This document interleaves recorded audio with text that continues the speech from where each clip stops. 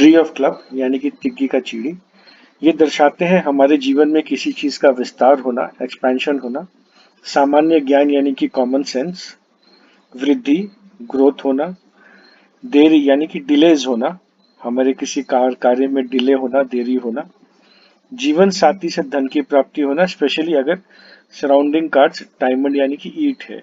प्रेम संबंधी समाचार यानी कि प्रेम से, हमारे प्रेम से रिलेटेड हमें कोई समाचार मिल सकता है, या हमारे प्रेमी से ही हमें कोई न्यूज या मैसेज मिल सकता है। ज्ञान का विस्तार यानी कि ज्ञान का ग्रोथ होना, एक्सपेंशन होना। दूसरा वित्तीय मौका यानी कि जो इंसान हमसे रीडिंग करवा रहा है उसके लाइफ में उसे कोई दूसरा फाइनेंशियल मौका, दूसरा वित्तीय मौका मिल सकता है। सामाजिक कार्यों में शामिल होना, विकास होना।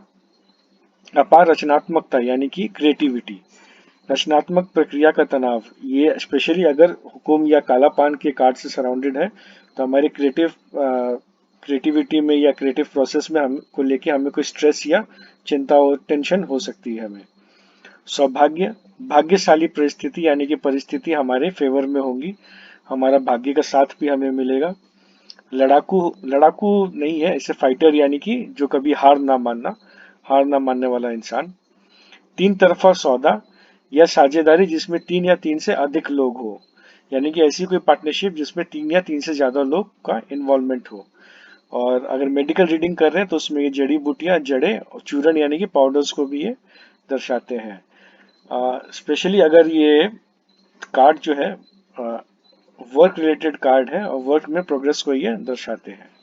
Thank you.